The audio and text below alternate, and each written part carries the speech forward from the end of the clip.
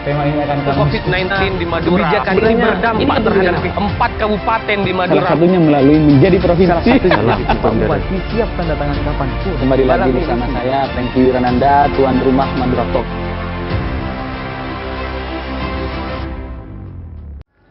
Assalamualaikum warahmatullahi wabarakatuh. Tretan Radar Madura TV kembali lagi dalam program Madura Talk.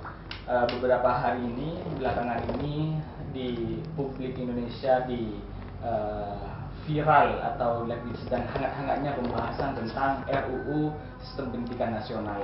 RUU ini ada sebagian yang berpendapat ada pasal-pasal yang merugikan lembaga pendidikan, guru sendiri, terus kemudian bahkan Dewan Pendidikan. Kalau di catatan kami ada beberapa pasal yang sering menjadi polemik.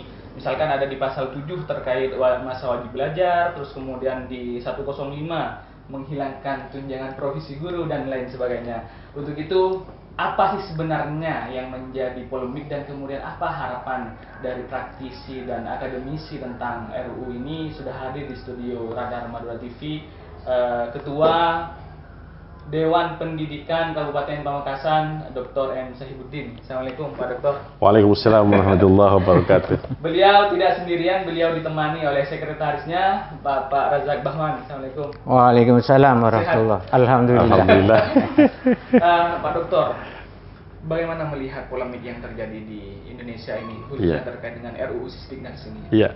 Apa sebenarnya yang menjadi persoalan dan apa sebenarnya yang menjadi harapan? Betul.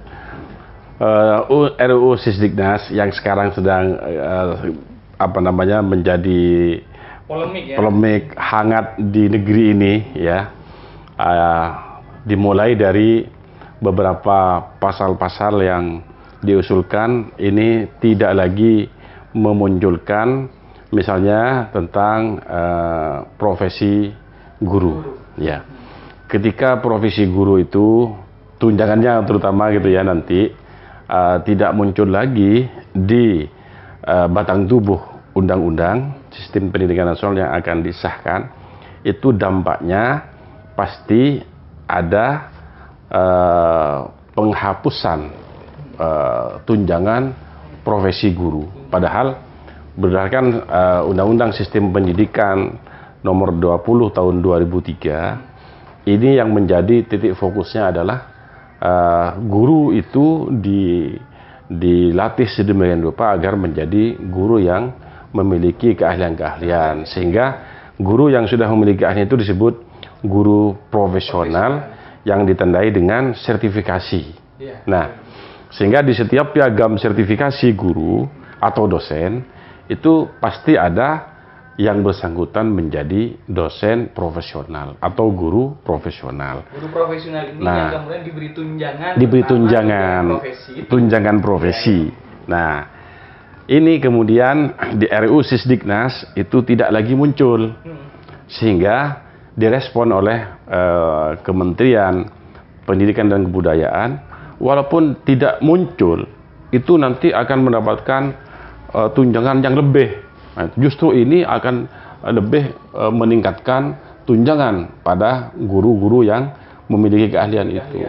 Sehingga terbalik, kalau memang akan mendapatkan tunjangan yang lebih, kok justru dihilangkan pasalnya gitu ya?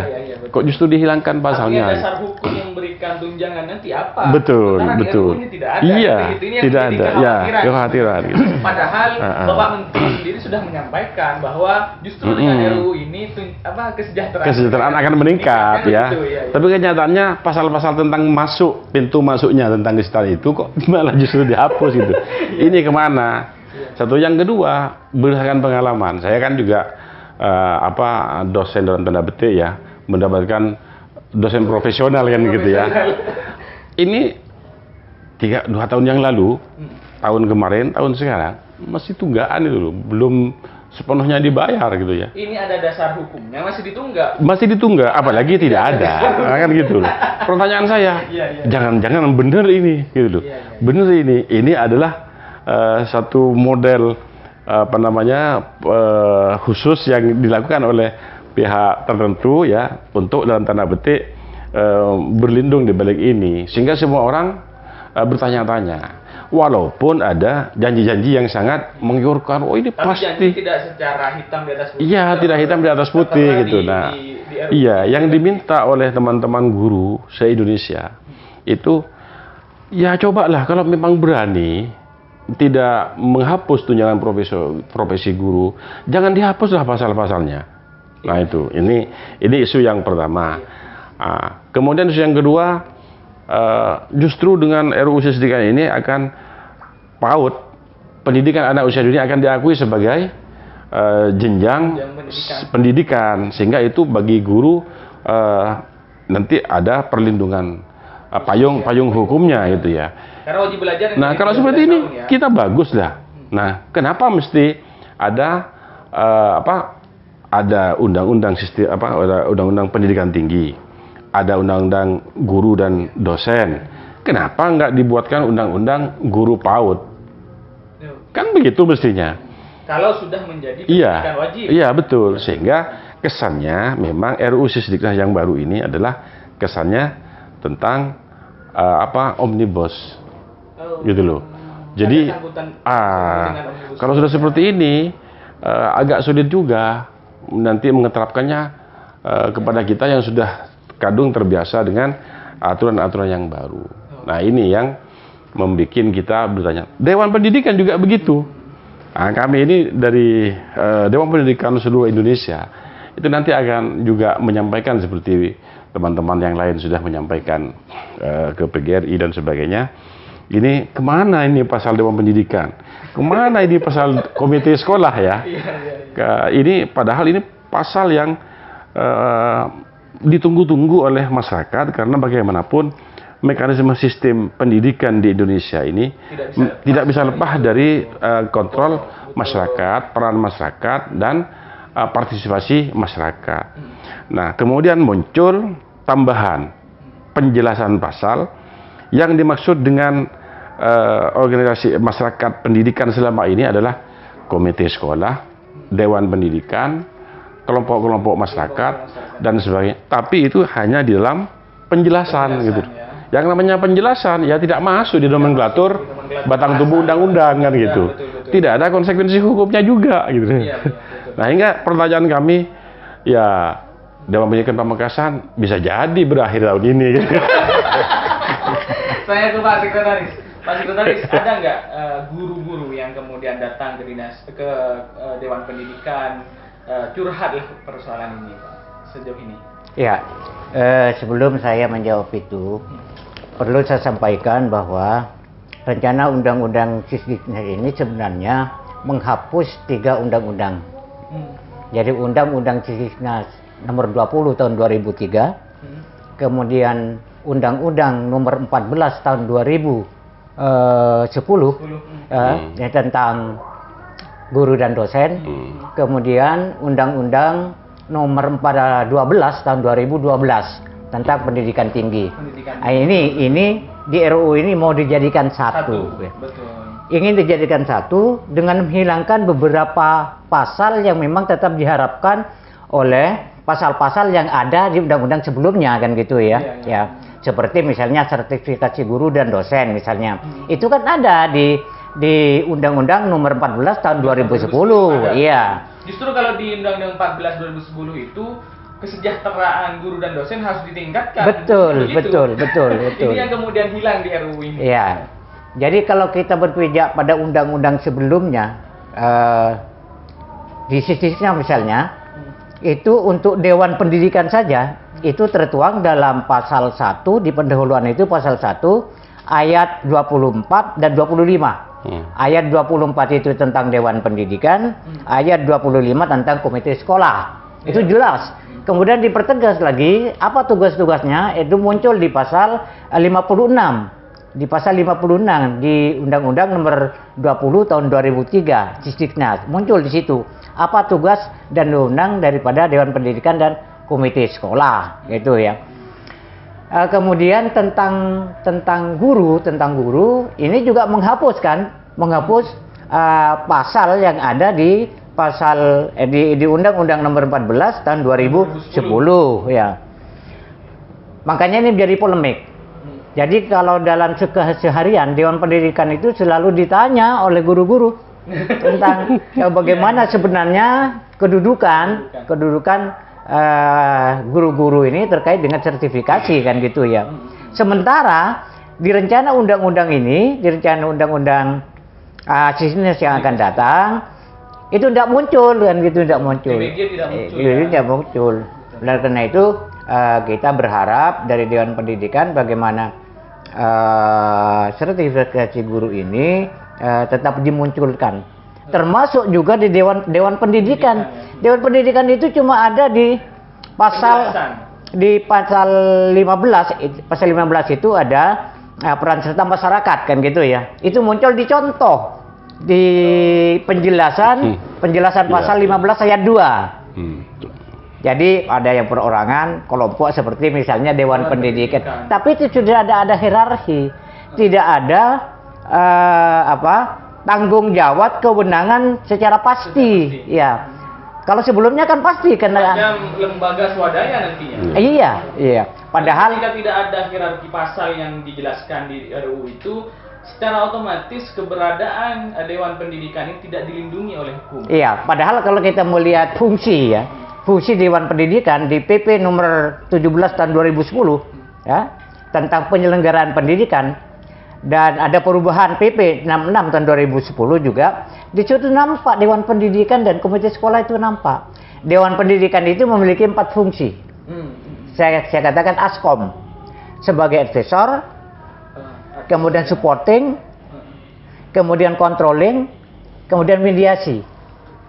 4 fungsi ini kalau dilaksanakan tanpa adanya landasan hukum yang kuat di RUU ya tidak ada artinya kan gitu. Iya. Sama dengan yang dikatakan tadi. Lembaga kemasyarakatan. Iya. Yang fungsinya barangkali hanya memberikan masukan. Betul. Tidak ada intervensi yang bisa dilakukan karena jadi tidak ada pengawasan yang berdasarkan peraturan perundang-undangan kan gitu.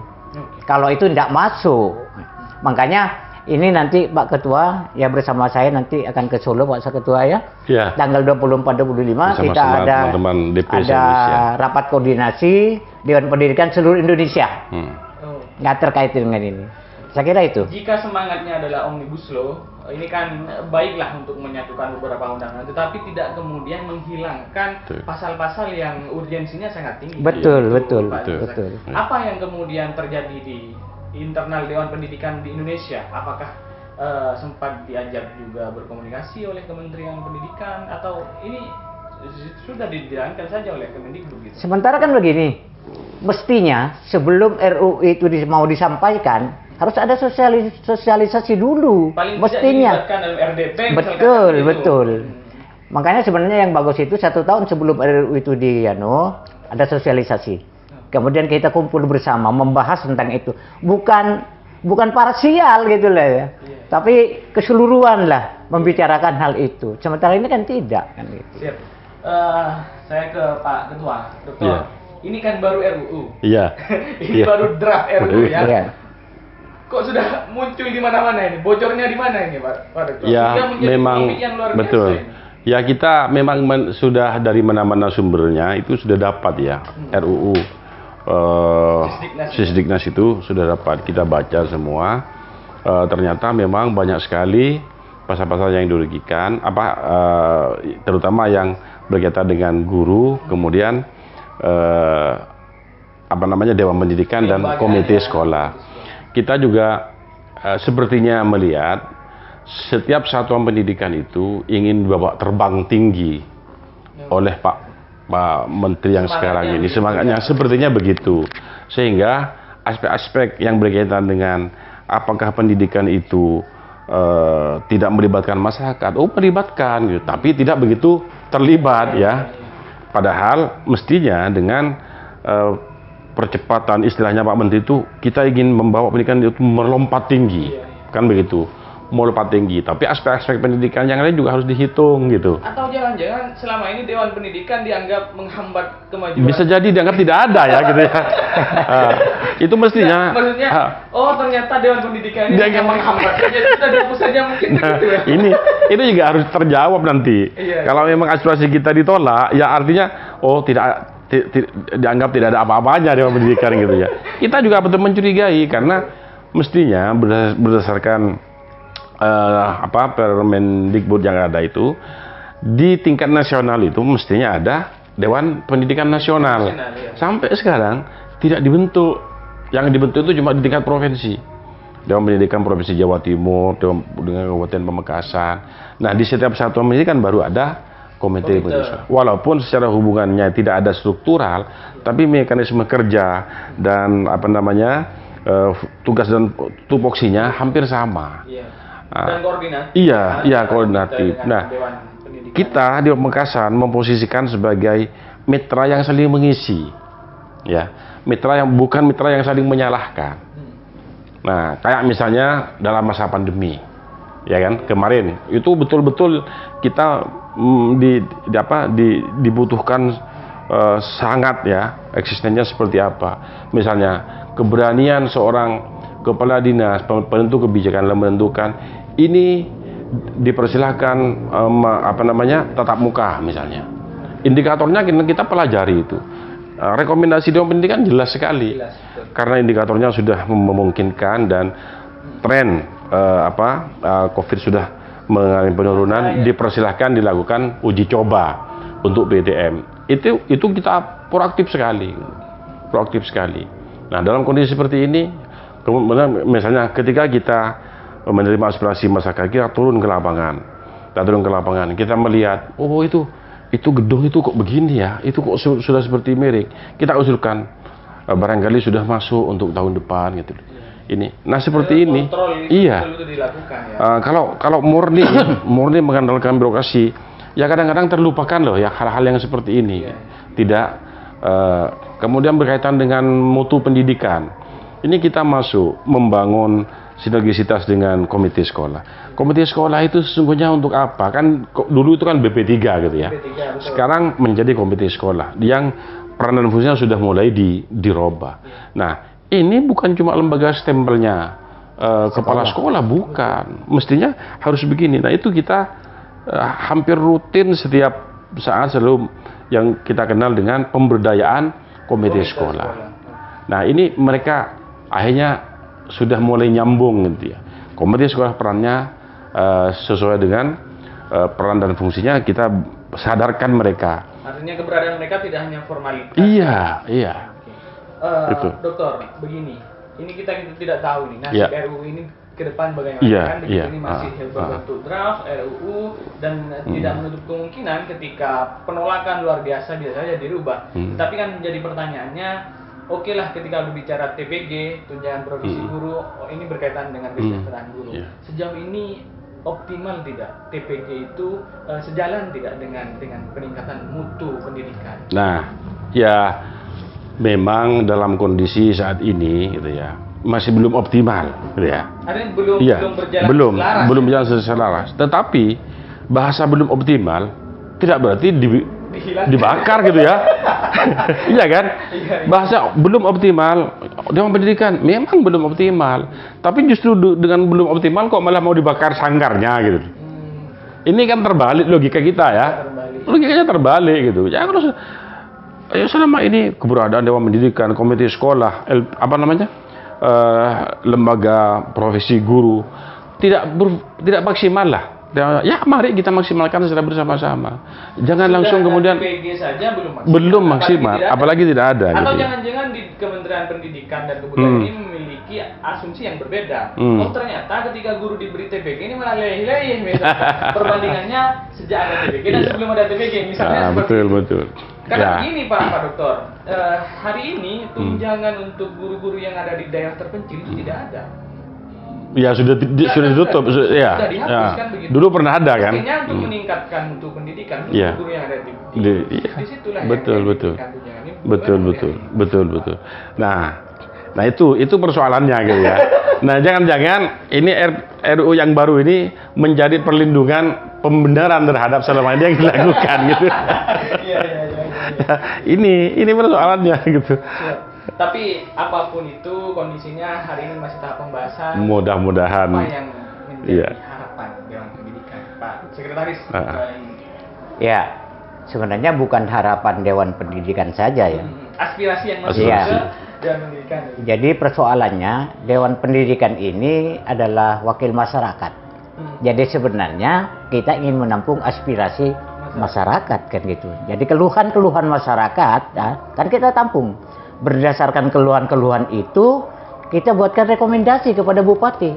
Iya. Ya, sebab alur kita itu apa yang kerja kita lakukan rekomendasinya kepada bupati, tidak kepada dinas pendidikan. Ya. Langsung kepada bupati. Bupati, ya. Iya, kepada bupati. Artinya Dewan Pendidikan ini bukan lembaga yang ada di bawah dinas pendidikan. Bukan, mitra itu, mitra kerja. Ya. Jadi harapan kita, ya harapan Dewan Pendidikan ya seluruh Indonesia. Jangan dihapus lah. Iya, iya. Harapannya jangan dihapus pasalnya. Jadi karena kalau kita berdasarkan fungsi saya katakan tadi ya, lalu nanti yang akan mengawasi secara formal itu siapa? Kalau tidak ada Dewan Pendidikan dan Komite Sekolah sebagai wakil daripada masyarakat pendidikan kan Dan gitu. barangkali cara berpikirnya karena setiap sekolah sudah punya pengawas yang itu wakil dari dinas pendidikan di setiap kecamatan kan ada guru pengawas begitu. Iya. Barangkali seperti itu. Ada beda. Atau Jadi ada perbedaan kinerja nih antara beda, pengawas sangat sekolah beda. dan gitu. Sangat beda. Kalau pengawas itu cuma terkait dengan pengawasan yang berkenaan dengan kegiatan pembelajaran. Oke. Dewan Pendidikan kan tidak. Termasuk juga usul tenaga, ya usul sarana prasarana, itu masuk di situ. Kalau pengawas, saya kan pernah jadi pengawas sekolah, ya. Jadi tahu pasti.